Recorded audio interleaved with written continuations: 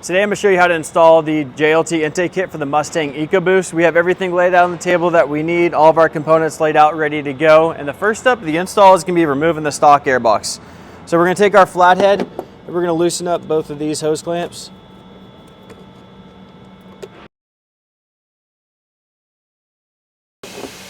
And then the MAP sensor that slides back just like that to press. Connectors off, and there's two 10 mils back here. You can see both of them. So a little extension and ratchet. Break these loose and remove these nuts.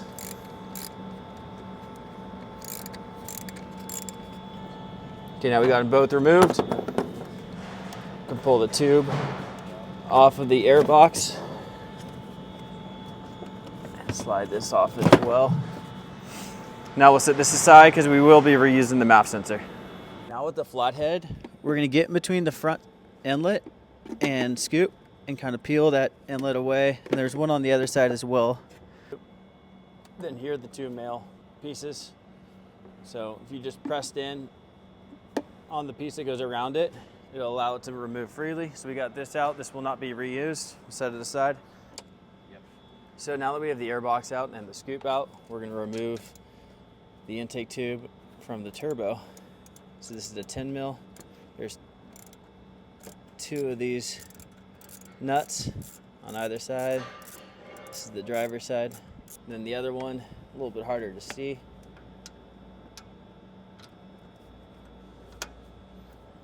Now we're gonna pull it off and it's free. So now we just have to remove this clamp as well as the PCV quick connect right here. Now to remove the quick connect, simply just slide this over and pull off. Now we're gonna get this twist around and we'll expose this clamp. Now we'll compress this clamp.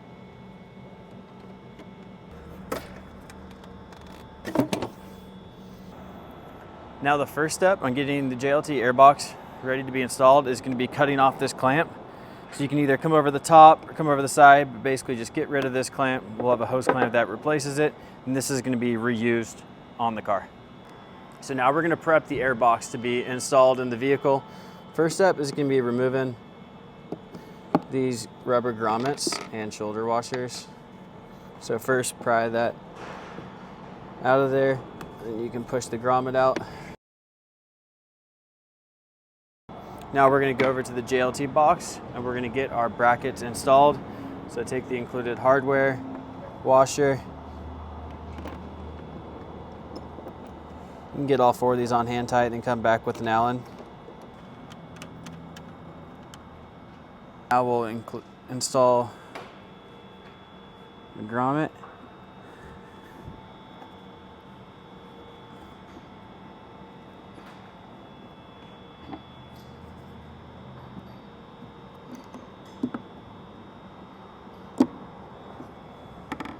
Now you can install the shoulder washer from the bottom.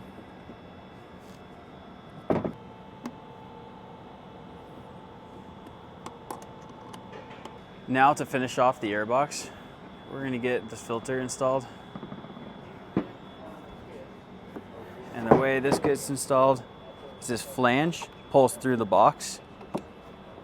So first get the filter flange, push through. And then that second flange is what captures and holds onto the box. So you can see that right there. Now we have the airbox complete. We're going to set this aside and we are going to start working on getting our intake tube ready. So first step would be the crankcase fitting. This screws in by hand. I personally don't even like to put a wrench on it. I just like to get it as tight as I can by hand. It's plastic going into aluminum.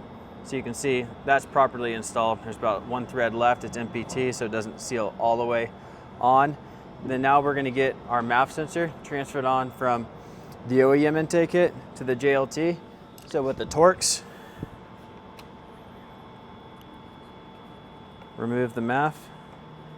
Now we're going to install the OEM MAP sensor with the JLT gasket and pad. So you can see the corners or like chamfered on one side.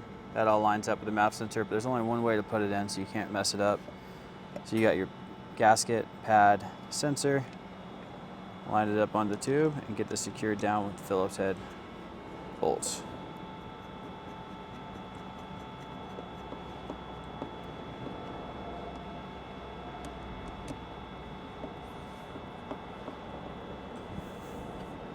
Now we're going to take the OEM piece that connects to the turbo with the two nuts that we took off and get this reinstalled onto these studs.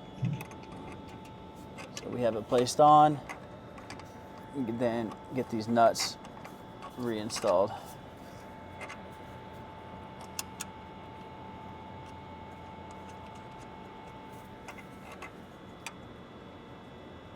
And with the 10 mil, tighten them on up.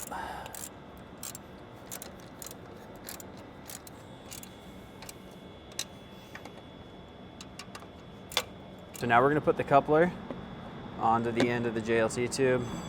It's just a straight coupler. Slide on both hose clamps. Then it'll be looking like this in the vehicle. So you want your hose clamps facing down like this. And we can tighten this hose clamp up now since it's on the tube. So with an 8 mil or a flathead, get this tightened up, but we'll leave this one loose. Need to install the tube. We're gonna make sure this hose clamp is facing up and get it installed onto the inlet. We're gonna leave it on there loose until we get the airbox installed. These are the studs that are holding the airbox. If the nut came out with the stud, we can separate the two. It makes it a little bit easier to line up the airbox.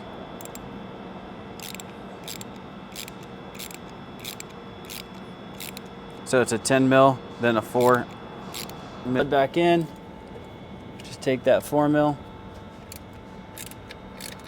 and run it in. Same for the driver's side. With those studs in, it makes it really easy to line up the airbox when it goes into the vehicle. The airbox is a lot bigger than the OEM, but you can line it up with a front scoop, and then drop it over the studs.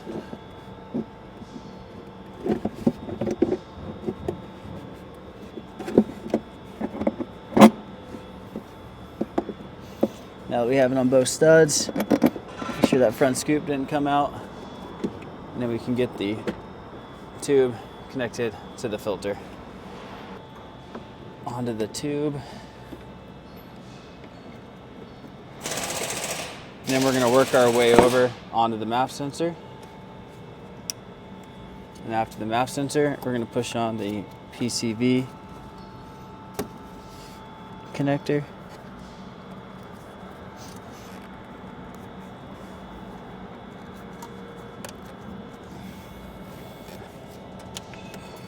Hear it snap in.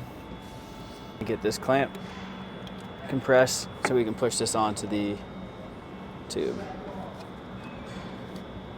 Now we'll release the clamp onto the tube. And lastly, it's going to be that hose clamp. So we'll get that hose clamp in a good spot. I'm going to get my nut driver in. It'll be hard to see. And get this tightened up. That everything's connected, we're going to be putting the flange nuts back on the studs. Just be careful not to drop them.